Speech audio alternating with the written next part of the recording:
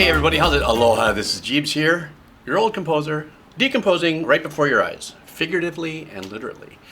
This is a song coming in from a Patreon pick. This is Katatonia, Takeover. Once again, this creative, forward, progressive rock metal genre that I know that Katatonia is very well known for is when I get around to bands like this, I get really excited because of the unexpected. And I mean, every band, I mean, I'm not, there hasn't been a band here that I haven't been like jazzed about the unexpected of certain things. There are certain bands that you know what you're getting into right from the beginning, like Meshuggah, and Tool, that they kind of stay within a pocket of performance and production and everything like that.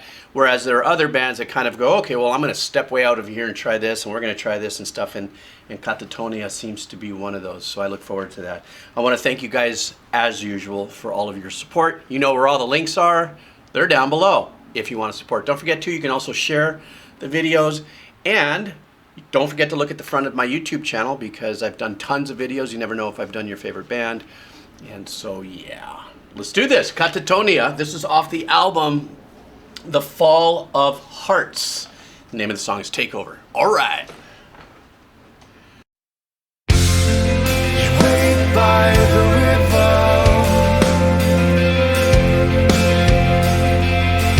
Days are long and melt right into nothing.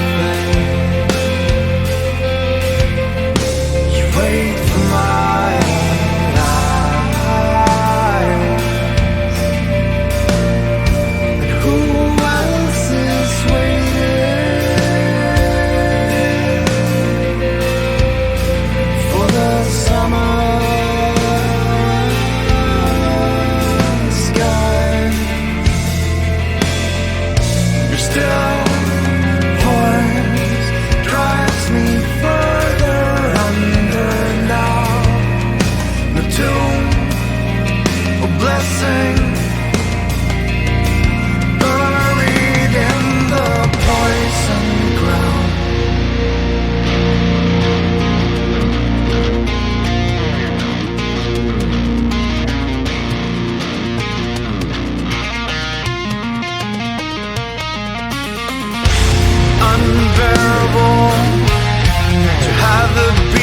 untied, becoming a mind ruin.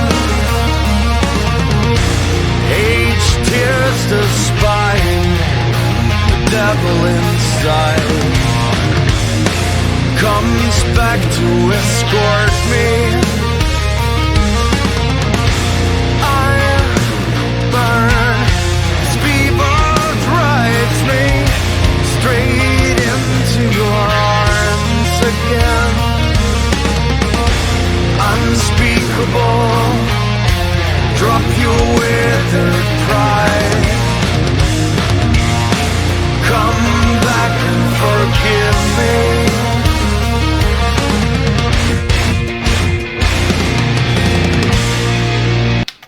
All right, I mean, this has been just moving in so many different directions since I started, and I really love the fact that they just went boom in right into the verse.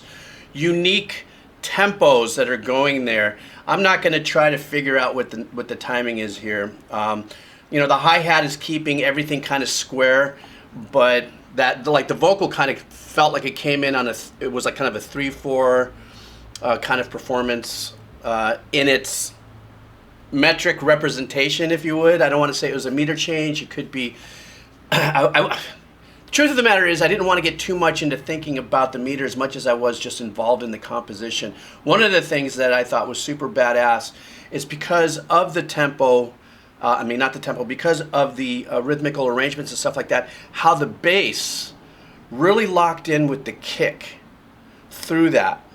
And there's enough going on that's challenging me for, finding that one or figuring out where, some of these, syncopated or alternative patterns are coming in.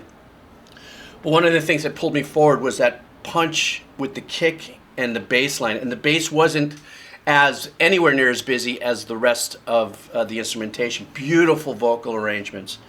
Absolutely killer harmonies. Very sauntery, even though when it came in and then all that tapping started going off, and that pattern that they're playing, like chug, tap, tap, tap, you know, that's going on there. And that really laid back cut time kind of, you know, that whole thing. The bass kept it nice and quiet in the pocket. And I love that it lived there because it was hugely supportive in the composition as a tone. Boom, you know, that whole kind of vibe there. There's much more I want to say, but I want to get back to the composition. I've just done a little etch-a-sketch in my brain about what I want to say, so I promise I'll come back to it. Here we go.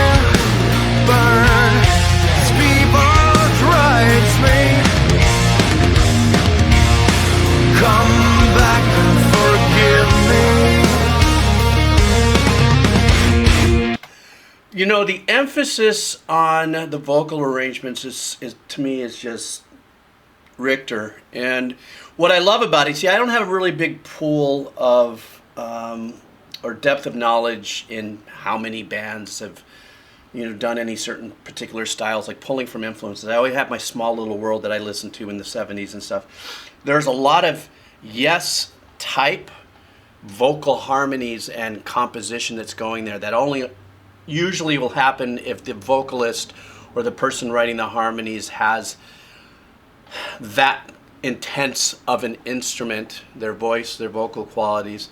A lot of times lead singers also have that particular ear to lend itself to these, you know, really intricate background harmonies or answer back. So while the vocal is ba da ba fa da da, and you hear ba da da da, these counter arrangements harmonically, more of like choral composition style, you know.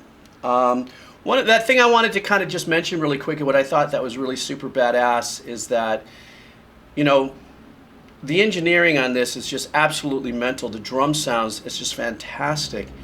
But you know, each band has crafted their own unique way of composing and writing, and you know, when you get to this level, there's no question about musicianship and stuff. There isn't a better, best, you know, or the best performance of, you know, this let's say the Fall of Hearts. As much as I want to emphasize the fact that they completely are always toying with us rhythmically, you know, and very subtly. It doesn't, excuse me, it doesn't have to be very fast arpeggiations and stuff. You know, some of the things that I find that are of the more, I don't want to say easier listening to, are those taps. You know, those sixteenths that are going there, eighths, now sixteenths that are happening. You know, those are nice. So it's like, okay, I'm locking into a little bit of a pattern here. The drums also in this last half that I've been listening to has also squared itself off pretty well. But there are these other arrangements that are going on in the back. Like there was a little bit of a loop thing that happened when I first got back into it. And it sounded like it could have been a double time, some kind of percussive thing that was happening on this side, but then the drums came in and was straight, you know, kind of a real straight time there. Very unique little things. And then the final thing I want to say before I finish up the track is I love the subtle use of the pads or the actual, you know, if this is your first time with me here, the pads are maybe long, sustained sounds that are, you know, performed by keyboards and modules and stuff like that. These beautiful, glassy kind of pads in the background that really add to that ambient energy to it. You know, if you took something as subtle as that pad off of it, you'd have a different completely vibe to it. Just by adding the pad and letting that glide out into the background is what gives us that ethereal ambient sound. And that is my favorite, my personal favorite kind of compositions.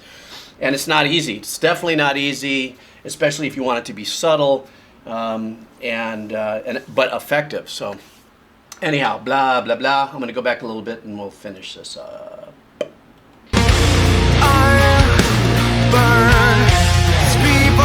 Drives me. Come back and forgive me.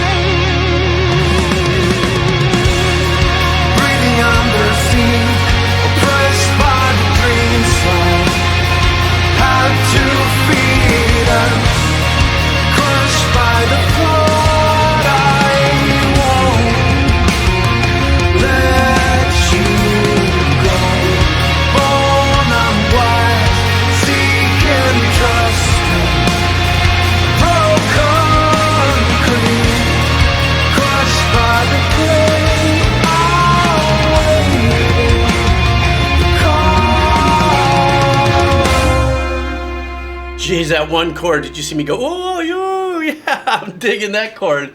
One of the other things that I want to say before I dip out is probably about a minute and a half back from where I just stopped, they added this weird little dissonant note in that particular pattern that really kind of, it's like a call to action to your nerve system to go, oh shit, it is. It's almost like somebody taking their finger and going, you know, to me. And they also did that at the beginning.